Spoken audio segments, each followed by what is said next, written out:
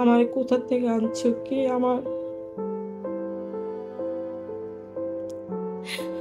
Original মা বাপ আমি এখনো বলতে পারি না তাদের কাছে। নিজের হাজবেন্ডও তো বলে আমার সাথে প্রায় কথা 19-20 হইলেই বলে যে তোর তো জন্ম কোনো ঠিক ঠিকানাই নেই। কি নাম আপনার? আমার নাম রুবিনা। রুবিনা, কি হয়েছে? আমার একটু বিষয় বলি, তারপর আমার হাজবেন্ডের বিষয়ে আমি যাব। জান। আমার বিষয়টা হলো, আমি যেখানে ছোট থেকে বড় হয়েছি ওটা আমার জন্মদাতা বাবাও না মাও না। আমি পরে জানতে পারছি কি, তারপরে আমি জানতে পারো আমি কেউ কিছু বলি নাই। মানে আপনি এতিম ছিলেন? হ্যাঁ, আমি এতিম ছিলাম। আপনার বাবা মা? আমি এখনো খোঁজ পাইনি। Oh my God. তারপরে আমার যে মা বাবা তারা আমার যথেষ্ট পরিমাণ এখনো করে, সহযোগিতা করে। আপনি জানছেন কবে, কত বছর আমি বয়সে? জানছি বিয়ের পর থেকে একটু বেশি জানা। আমার বিয়ের আগে আমি এসব, আর আমার বিয়ে হয়েছে অনেক অল্প বয়সে, তা ওগুলি আমার মাথার ভিতরে ছিল না যে আমার বাপ এটা না, মা এটা না, ওইটা আমার ভিতরে ছিল না। বিয়ের পরে মানুষে একটু 19-20 হইলে মানুষে বলে যে এটা তো ওনার পালিত মেয়ে। আমি কই এগুলি কি বলে, কিন্তু আমার আম্মু যখন জীবিত ছিল আমার বলার সাহস ছিল না সেটা। এখনো আমার সেই সাহসটা নাই। মানে আপনার যে যাদের কাছে বড় হয়েছেন তাদের আচরণে কোনোদিন টের পাইছেন? না, তাদের আচরণও টের পাইনি। তারা আমারে মেয়ের মতো করে লালন পালন করছে। তাদের যখন কয়টা বাচ্চা ছিল, আর আপনি সহ? আমি একজন আর আমার ছোট একজন, ওইটাই তাদের মেয়ে। আচ্ছা। তারপরে যখন আমার বিয়ে হয়েছে শ্বশুর বাড়িতে গেছি, যাও ওখানে বেশি দিন থাকি নাই, বেশিরভাগই ঢাকায় ছিলাম। তারপরে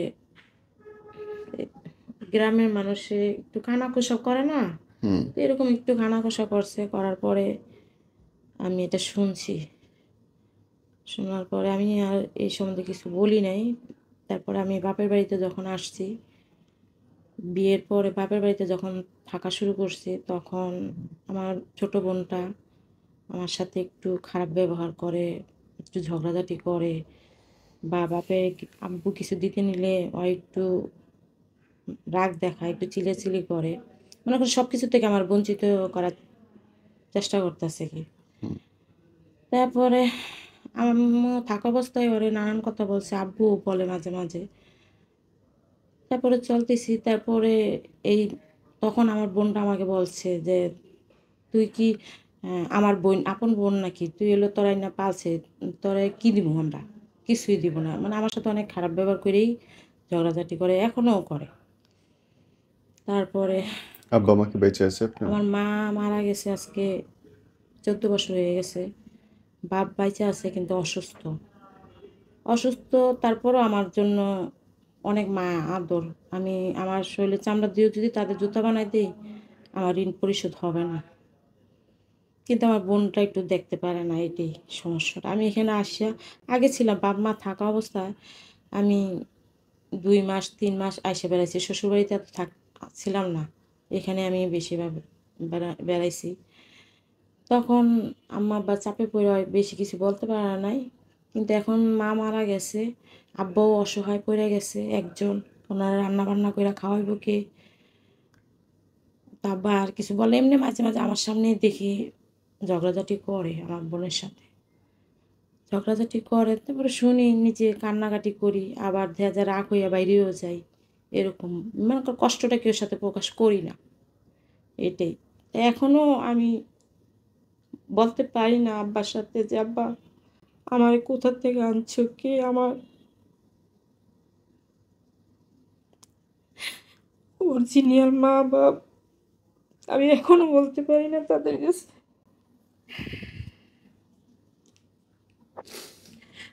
তারপরে বিয়ে দিছে। আপনি এখনো জিজ্ঞেস করতে পারেন নাই যে না, আমি এখনো পারি না জিজ্ঞেস করতে। কেন, কি মনে হয়? আমি বললে আব্বু কষ্ট পাইব নাকি, সেইটার জন্য আমার সাহস কুলায় না। কিন্তু ধমক দিব না বা রাগারাগি করবো না, ঝগড়াঝাটিও করবো না, কিন্তু আব্বানি মনে কষ্ট পায়। আমি আমার যেহেতু যথেষ্ট পরিমাণ আদর সমাদর যেসব যা লাগে বোনের আড়ালও আমারে অনেক দেয়। দিলে কি আমি তো আব্বার সাথে এটা কিভাবে বলবো সেইটাই আমার আসে না। তার মানে সেই পরিমাণে ভালোবাসে আপনার বাবা আপনার। অনেক, অনেক ভালোবাসে। আশেপাশের মানুষও বলে, "আপনার জন্য আপনার বাপের জান। আপনি আসার কথা শুনলে আপনার আব্বা অনেক খুশি হয়ে যায়।" খুশি হইলে লাভ হবে কি? কেন? তারপরে তো মানুষের সাথে যে খোঁটা আমাকে বলে, নিজের হাসব্যান্ডও তো বলে আমার সাথে প্রায় কথা ১৯-২০ হইলেই বলে যে, "তোর তো জন্মর কোনো ঠিক ঠিকানাই নেই।"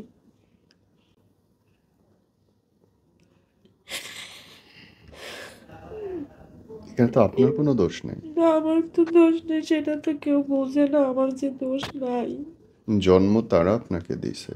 পালতে পারছে কি পারে নাই সেটা তারা। আপনি না আসতে চাইছেন, না আপনি কোনো ক্ষমতা ছিল। তারপরে যখন বিয়ে হলো ভালো, প্রায় ১০-১৫ বছর অনেক ভালো ছিলাম। ২ বছর আমার হাসব্যান্ড, এখন আমার হাসব্যান্ডের কাছে যাই। ২ বছর আমার হাসব্যান্ডের সাথে আমি কথাবার্তা বলি নাই। কেন? বলি নাই আমার অল্প বয়স তো, তখন মানে ক্লাস 5 এ পড়ি। তখন তো আমার কোনো বিয়ের বয়স না। ও আর স্বামী কি জিনিস সেটা আমি চিনিও না। আমার বিয়ের ঘর আমিই সাজাইছি। মানুষ আসবো আমিই সাজাইছি। কিন্তু আমি সেই জিনিসটা বুঝি নাই যে আমার বিয়ে হইতেছে। তারপরে ছেলেটা যখন বিয়ে হয়ে চলে গেছে গ্রামে, পরে আসছে। আসার পরে আমি ওর কাছে যাইতেই চাই না। অনেক আম্মু আমারে অনেক খারাপ ব্যবহার করছে, মারছে। তারপরেও আমি যাইনি। আমার আব্বু বলছে, "যাক আমার মেয়েজন ওর কাছে যাইতে চায় না, পছন্দ করে না। থাক তুমি আর জোরাজুরি কইরো না।" আমার আম্মুরে বলছিল। তারপরে আমার আম্মু ওইটা মানে নাই। আমারে তাবিজ তুমা অনেক জায়গায় আমারে নিছে। নেওয়ার পরে যাক ২ বছর পরে উনার সাথে সম্পর্কটা হইছে অনেক জোরাজুরি কইরা। আপোষে হয় নাকি। হুম। যাক হইছে, হওয়ার পরে প্রায় ১৫-২০ বছর সংসার। এর ভিতরে অনেক খুঁটিনাটি হইছে। উনার এই পরকীয়া সম্পর্কেও অনেক খুঁটিনাটি হইছে। হওয়ার পরেও মনে করেন ওইটা চলা গেছে। বা ধমক-টমক দিছি বা রাগারাগি করছি। আব্বা আম্মা একটু থাকা অবস্থায় বলছে, ওইটা সমাধান করা গেছে। কিন্তু বাইরে যাওয়ার পরে উনার চাহিদাটা যেন বেশি বেড়ে গেছে পরকীয়ার প্রতি। আচ্ছা। বাড়ার পরে আপনার বাচ্চা-কাচ্চা হইছে এর মধ্যে? হ্যাঁ, আমার ২ ছেলে ১ মেয়ে। আচ্ছা। ২ ছেলে বাংলাদেশ থাকা অবস্থায় হইছে। আর বাহির থেকে আসার পর আমার মেয়েটা হইছে। হুম। তারপরে আমি ওইটা সামাল দিতে পারছি। কিন্তু এখন আজকে ১.৫ বছর ধইরা আমি সামলাইতে পারতেছি না। আমার অনেক কষ্ট হয়। আমার মানসিক সমস্যা হয়ে গেছে ওর চিন্তা করতে, করতে। অনেক চিন্তা আসে মাথার ভিতরে। আমার ভিতরটা যেন লাফায়। বুকটার কাছে দেয় শুধু ধড়পড়, ধড়পড় করে। যে এত দিনের সংসার, ছেলেমেয়েও বড় হয়ে গেছে। আজকে ওর এই আগে করছে ঠিক আছে, আগে মাইনা নেওয়া গেছে। এখনকার সময়টা বা মেয়েদের একটা ছেলেদের একটা সমাজ বলতে আছে না? হুম। তো এইটা এখন কি করে? এটা ছেলে মেয়েদেরও আঘাত আসে। তবে গ্রামের বাড়িতেও এগুলি নিয়ে আমি একটু ঝগড়াঝাটি করছি। করার পরে আমি ওইখান থেকে আইসা করছি। ওইখানে আর থাকি না আমি। আইসা করছি ওইখান থেকে। আশা করার পর থেকে যাক উনি ৫ বছর পরে আসছিল। ৫ বছর পরে আইসা প্রায় ৪ মাসের মতো আসলো। কিন্তু ৪ মাস কোনো শান্তিতে ছিলাম না। উনার সাথে এইসব নিয়েই ঝগড়াঝাটি ছিল। মাঝে, মাঝে মোবাইলটা আমার হাতের থেকে নিত, নিয়ে একটু ফোনে কথা বলতো বা প্রায় ৫ মিনিটের জন্য দাও, আমি আসতেছি এখান থেকে। দিতাম। দিয়া আসার পরে মোবাইলটা বন্ধ করে নিত। আর যে নাম্বারটা দিয়ে ফোন দিত ওই নাম্বারটা ডিলিট করে দিত। দেওয়ার পর আমি একদিন আমার কাছে একটা সন্দেহ লাগছে। সন্দেহ লাগার পর আমি মোবাইলটা খুইলা দিছি। জানে না আমি যে খোলা মোবাইলটা। খুলে দেওয়ার পরে ২ টা মেয়ে কল আসছে। কল আসছে আর আমি ফোন ধরি নাই, আমি ওনারই দিছি, আমাকে আপনি কথা বলেন, আপনার মোবাইলে ফোন আসছে। তারপরে কারে ফোন দিব, আমি কে ওই 2টা নাম্বার যে আসছে এই 2টা নাম্বারে ফোন দেন। বলে না আমি তো চিনি না, আমি ফোন দিব কি কারণে, আমাকে না চিনলে ফোন আসলো কিভাবে, আপনি চিনেন দেখেই তো আপনার ফোনগুলি আসতেছে, আবার আপনিও ফোনগুলি আসলে ডিলিট করে দেন।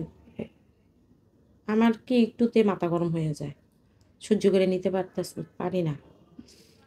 তারপরে বলছি, বলার পরে অস্বীকার, না এগুলি আমার ফোন না। তারপরে আমি জোর কইরা ফোন দেওয়াইয়া কথা বলছি। বলছে যে কেমন আছেন, মেয়েটা বলল কেমন আছেন, তো কেমন আছেন বলছে, একজন মানুষের চেনা পরিচয় আছে দেখেই তো ডাইরেক্ট এই কথাটা বলতে পারে কেমন আছেন, হুম। আর তুমি অস্বীকার করো কেন।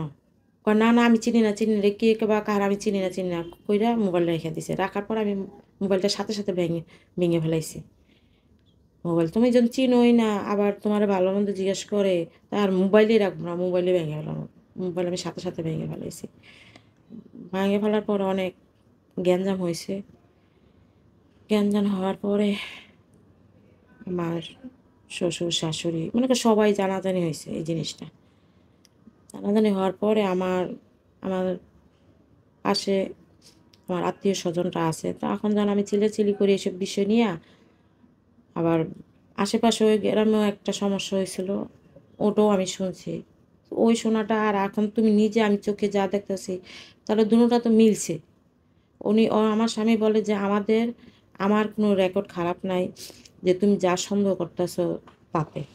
তো আমি কি সন্দেহ যদি আমি খারাপ না হয়, তাহলে আমার সামনে যেটা করতেছেন এটা কি হইতেছে, এটাও কি সন্দেহের ভিতরে পড়ে না? কয় না, এটাও সন্দেহের ভিতরে পড়ে না, মানুষের সাথে মানুষ কথা বলতেই পারে।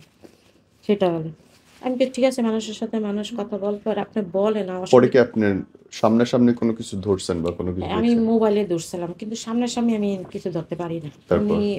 এই যে মনে করেন ঢাকার নাম করে আসার পরে সকালে আসে, যাইতে যাইতে রাত্র হয়। হুম। তো তুমি কোথায় যাও, কিসের জন্য গেছো? কয় একটু ঢাকা একটু কাজ ছিল সেজন্য গেছি। আমি কই না, তোমার ঢাকা তো কোনো কাজই নেই, কিসের কাজ তোমার? কয় তুমি জানো আমার কাজ আছে না না আছে? আমি কই হ্যাঁ আমি জানি। তুমি বাইরেতে গেছো, তুমি এমন ব্যবসাও করো না, কোনো তোমার ব্যবসার সাথে কোনো কিছুর সাথে তোমার জড়িতও নাই, তাহলে তোমার কিসের কাজ? না একেতে দুই কইলেই ঝগড়াঝাটি। ঝগড়াঝাটি মানে অনেক বড় হয়ে যায় ঝগড়াঝাটি। তারপর বাইরে থেকে আসলো, আসার পরে এগুলি ধরার পরে আবার বাইরে গেছে। বাইরে যাওয়ার পরে আমার সাথে প্রথম যে অনেক প্রায় 2-3 মাস ভালোই ছিল। 2-3 মাস পরে কি হয়েছে আমি জানি না।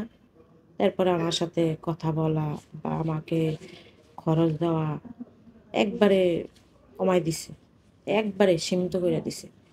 আমি কি তুমি যেই টাকা দাও ওই টাকা দিয়ে চলা যায়, আর এমন না তো আমাদের ব্যাংক ব্যালেন্স আছে আমি ওই ইন্টারেস্ট দিয়ে আমি চলব, ওরকমও না। তোমার হাতের উপরে টাকা, তোমার টাকার দিকেই আমরা চলাফেরা খাওয়া দাওয়া। আমি যা কামাই করতে পারি তাই তো দেবো, আমি কি কোথা থেকে দেবো? আমি কি তুমি কোথা থেকে দিবা, যদি তুমি কামাই নাই করতে পারো তাহলে বাংলাদেশে আসো, আচ্ছা তুমি যেটাই করো আমরা দুজনে ভাগ করেই খাবো আমার ছেলে মেয়েদের নিয়ে। না আমি বাংলাদেশে আসবো না। কেন আসবো না? কই এমনি আসুন না, আসলেও তোর কাছে যাব না। তো কার কাছে যাবা? আমি যেখানে মন চায় সেখানেই যাবো। আমি আচ্ছা ঠিক আছে, তুমি যেখানে মন চায় সেখানে যাও, তাও তুমি বাংলাদেশে আসো। কয় না। এগুলি লিয়ে অনেক ফ্যামিলি এই 1.5-2 বছর এই অবস্থা এই চলতেছে আপনার। চলতেছে। এখন আপনি কি চান? এখন আমি চাইতেছি যে আমি একটু বাইরে যাই, আমার হাজবেন্ডকে বাংলাদেশে আনবো, আইনা আমি অনেক বুঝাই। উনার ঠিকানা জানেন কোথায় আছে? হ্যাঁ, ওখানে একজন মানুষ আছে, ওনার সাথে আমি কথা বলছি। বলার পরে বলছে কাছে ঠিক আছে ভাবি, আপনাকে আমি ওই ঠিকানা মতো আমি নিয়ে দিব, এটা বলছে আমার সাথে। ওকে, মানে বিদেশ থেকে, এয়ারপোর্ট থেকে সে আপনাকে নিয়ে যাবে। রিসিভ করবে, হ্যাঁ। কিন্তু বিদেশে গেলে তো আপনাকে বেচেও দিতে পারে। না, এরকম করবে না, কেন করবে এটা না? আমার বিশ্বাস।